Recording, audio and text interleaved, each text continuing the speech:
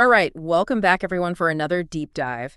Today, we're going to be exploring myths and legends, and not just as like bedtime stories, Right. but how they're actually shaping our modern world. And we're going to be drawing our insights today from an academic analysis of Neil Gaiman's The Sandman. Okay. So get Yes. ready to talk about Talking Ravens and deals with Shakespeare, and even take a fresh look at figures like Death, who's way cooler than you might think. I'm intrigued. The Sandman, I think, very cleverly argues that myths hold these timeless truths about humanity. Mm-hmm. It's like Yeah. they're acting as this mirror reflecting our deepest fears, Mm. our desires, and even our struggles in this world that just seems to be changing faster and faster. Yeah, I'm really intrigued by how this plays out with a character like Morpheus, the king of dreams himself. Right. Like, does he fret over deadlines and rent like the rest of us? Well, while he might not be worried about bills, Morpheus grapples with some seriously relatable stuff. Like throughout the series, he faces heartbreak, betrayal. He even questions his own purpose in a modernizing world. So even a being as old and powerful as Dream has an existential crisis every now and then. Absolutely. And that's where Gaiman's genius, I think, really shines through. He takes this ancient figure burdened by eons of tradition and throws him headfirst into a world that's constantly shifting. So it forces Morpheus to adapt, to change, to question his own role in this grand scheme of things. That's fascinating. It almost makes you wonder if these myths are adapting right alongside us. That's precisely the point that the Sandman, I think, is making. These myths aren't static. Okay. They evolve, they change, and they find new ways to stay relevant across generations. And we see this play out so vividly in the series, especially when myth quite literally spills over into reality. Exactly. One of the most striking examples is the scene with Shakespeare making a bargain with Morpheus. Yeah, that deal with the devil, or rather the Lord of Dreams, always stuck with me. It wasn't just a cool plot device, it felt like a commentary on the power of stories and how they can shape our culture, and even become a part of our history. You hit the nail on the head. By intertwining Shakespeare's legacy with Morpheus, the Sandman suggests that myths don't just exist in some separate realm. They weave themselves into the very fabric of our reality, influencing our art, our beliefs, even our sense of self. So myths aren't just stories we tell, they actually have this power to shape our reality. Think of it this way. The myths we inherit become part of our collective subconscious, and it influences everything from our artistic expressions to our societal values. And the Sandman takes this idea a step further with the introduction of the dreaming. The dreaming, it sounds, well, dreamy. What exactly is it? Imagine a place where every story ever told, Hmm. every dream ever dreamt, all converge. That's the dreaming. It's a realm where imagination reigns supreme and the lines between myth and reality blur. It's like this giant swirling nexus of stories and dreams. Are you saying that's how myths work in our world too? They're all connected, influencing us in ways we might not even realize? That's a great way to put it. The Sandman suggests that these stories, regardless of their origin, are all interconnected and constantly shaping our perception of reality. Okay, I'm starting to see how the Sandman takes this idea of myths being alive and kicking to a whole new level. It's not just about ancient stories, it's about how they infiltrate our world, Right. our culture, and even our individual lives. And what's even more interesting is how the Sandman takes these ancient figures Yeah. and gives them a modern makeover. Oh, absolutely. Talk about challenging preconceived notions like Death, for example, who knew death could be so approachable. Right, instead of this grim skeletal figure, Gaiman presents Death as this compassionate and understanding being. She's almost whimsical in a way, and she even has a bit of a goth fashion sense. It's like he took this universally feared figure and made her someone you wouldn't mind having a cup of tea with. That's exactly the point.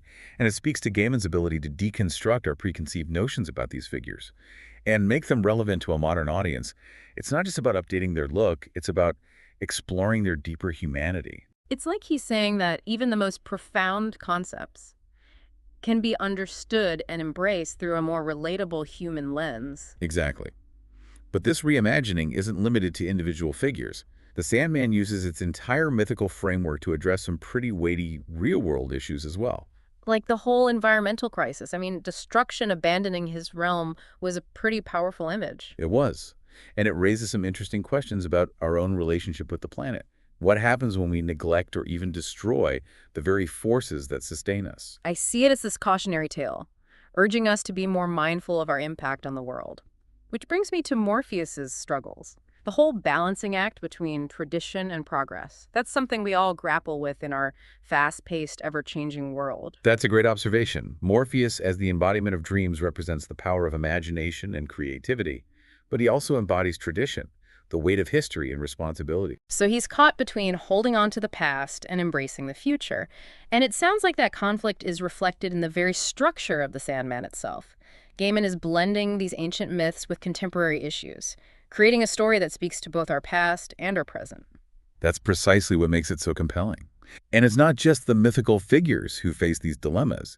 Even the ordinary human characters in The Sandman get caught up in these mythic events, showing that these themes are universal and affect us all. It's like no one is immune to the power of myth and its influence on our lives. Think about Rose Walker, the Dream Vortex. She's a perfectly ordinary young woman who suddenly finds herself at the center of this extraordinary mythical event. Yes, and her story highlights how even those who seem disconnected from the mythic world can become deeply intertwined with its power. It's like saying that we're all part of a larger narrative, whether we realize it or not. This is making me think about all the myths and legends I've encountered in my own life. From childhood fairy tales to the cultural narratives that shape my understanding of the world, it seems like these stories are always there lurking beneath the surface. And that's one of the most compelling things about The Sandman.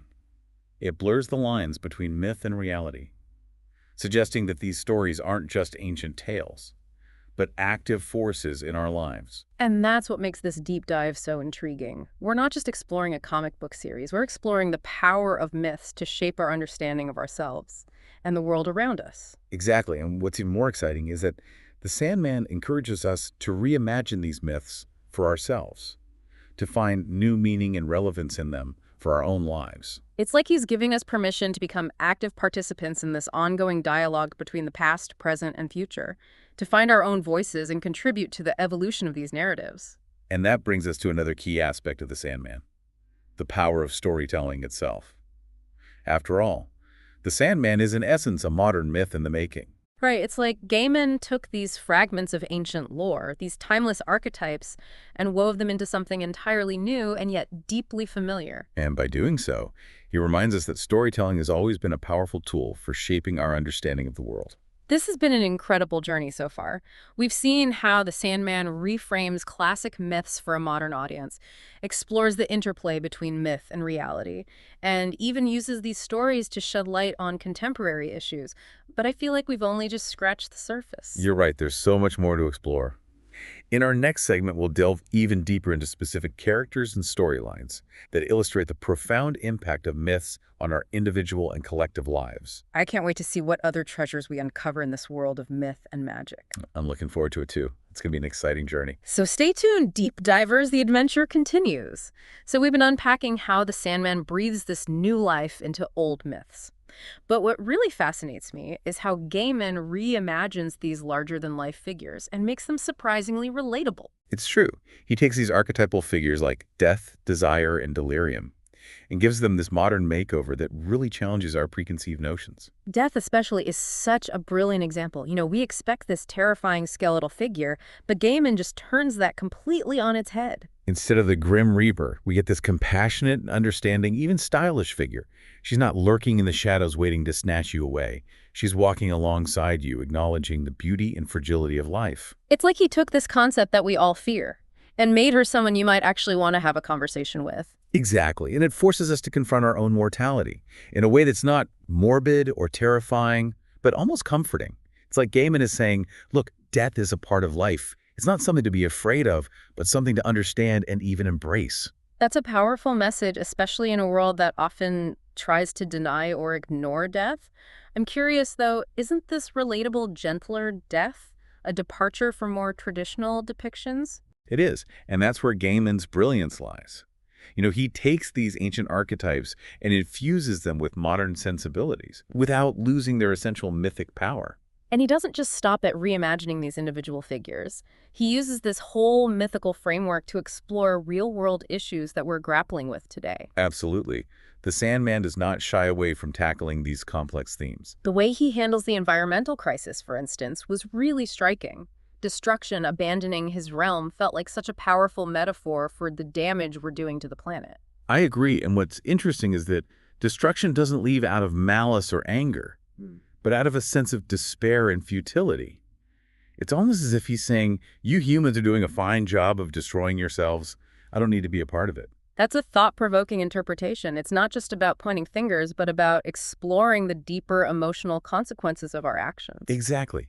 And it raises those uncomfortable Yeah. questions about our responsibility, not just to the planet, but to ourselves. This reminds me of Morpheus's struggle with balancing tradition and progress. It felt incredibly relevant to our modern world where things are constantly changing at a dizzying pace. Morpheus is the embodiment of dreams, represents those core human needs for imagination and creativity. But he's also bound by tradition, by the weight of eons of responsibility. It's like he's caught between these two opposing forces, trying to figure out how to move forward without losing sight of the past. It's a tension I think we all feel in different ways. How do we hold on to our values, our history, while also adapting to a world that demands constant change? And that's where the Sandman shines.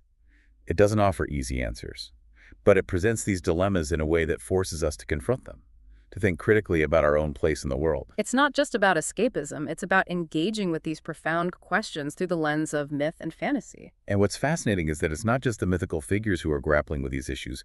Even the so-called ordinary people in the Sandman find their lives intertwined with these mythic events. That's what makes The Sandman so compelling. It blurs the lines between myth and reality, suggesting that these stories aren't just ancient tales, but active forces shaping our lives. It's like we're all caught up in this grand, interconnected narrative, whether we realize it or not. Exactly. Think about Rose Walker, the Dream Vortex. She's this young woman just trying to find her place in the world. And suddenly, she's at the center of this cosmic event that could unravel the fabric of reality. Her story is such a great example of how even those who might seem disconnected from the mythic world can become profoundly impacted by its power. And it's a reminder that these stories, these archetypes, these mythic forces are always at play, whether we're consciously aware of them or not. It's making me reflect on all those myths and legends that I've encountered throughout my life. It's like they've become a part of my own personal narrative, shaping my understanding of the world and my place in it. That's the beauty of exploring these themes. They invite us to think about the stories that have shaped our own perspectives and to consider how they continue to influence us even in subtle ways. It's like the Sandman is giving us permission to reimagine these myths for ourselves, to find new meaning and relevance in them that speaks to our own experiences. And by doing so, we contribute to the ongoing evolution of these stories, ensuring their continued relevance for future generations. It's like we're all part of this grand collaborative storytelling project, adding our own voices and interpretations to the ever-evolving tapestry of myth and legend. That's a beautiful way to put it. And it speaks to the heart of what makes the Sandman so enduring. It's not just about retelling these old stories, but about inviting us to become active participants in the storytelling process. And in doing so, we discover that these myths aren't just entertaining diversions, but profound reflections of the human condition, grappling with the same questions and challenges that we face today. Exactly. The Sandman reminds us that these ancient stories still have the power to speak to us, Yeah. to challenge us, and to inspire us. It's like they're holding up a mirror to our own lives, helping us see ourselves and the world around us with fresh eyes. And that's why I find the Sandman so captivating. It's not just a comic book series. It's an exploration of the human psyche, a meditation on the power of storytelling, and a reminder that the myths we tell ourselves can shape our reality in profound and unexpected ways. This deep dive has been incredible so far, and I can't wait to see where it takes us next. I'm with you. There's still so much to uncover, so many layers to peel back. So stay tuned, deep divers, the adventure continues. You know, we've explored how the Sandman reimagines these classic myths and how those myths connect with our modern world. But I think what's really blowing my mind is how this whole series is like a giant love letter to the power of storytelling itself. You're absolutely right. The Sandman isn't just retelling these old myths, it's weaving a brand new one, a myth for our time. And Gaiman pulls this off so masterfully by blending ancient lore with literary references and then layering in his own unique vision. It's this amazing alchemy of old and new. Yeah, it makes me think about all the different ways that we encounter myths in our lives, from childhood fairy tales to these grand sweeping narratives that shape entire cultures.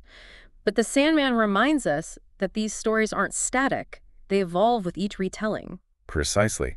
And I think that's what makes the Sandman so brilliant. It doesn't treat these myths as sacred relics. Instead, Gaiman plays with them, twists them, reinterprets them for a modern audience, while still honoring their timeless essence. I'm thinking about that scene where Shakespeare's performing a Midsummer Night's Dream for an audience of actual fairies. Oh, yeah. It's this wonderful blurring of fiction and reality. You start to wonder, what's the real story here? And do the stories we tell have the power to actually shape the world around us? That's a question that lies at the heart of the Sandman. And Gaiman seems to be suggesting that, yes, our imaginations, our stories, they do have this real impact on our reality. It's like he's saying that we're not just passive consumers of these stories. We're active participants, Hmm. constantly shaping and reshaping them. And, when you think about the impact of stories like Shakespeare's plays, it's hard to argue with that idea. Those stories have shaped our language, our understanding of love, even our political discourse. They've become woven into the very fabric of our culture. So it's like the Sandman is urging us to become active storytellers, No. to find our own voices, and to contribute to this ongoing dialogue between the past, the present, and the future. Exactly. And what I find so inspiring about the Sandman is that it reminds us that we all have stories to tell.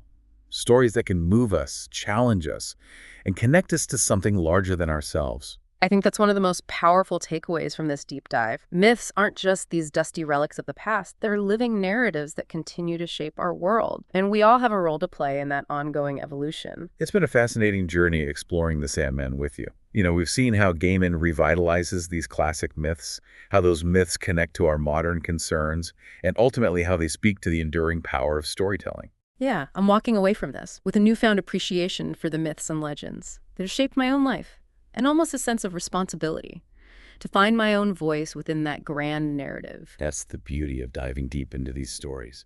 They challenge us to question, to reimagine, and to find our own personal connections to the myths that have resonated throughout history. So, as we wrap up this deep dive into the Sandman, I want to leave you with this question.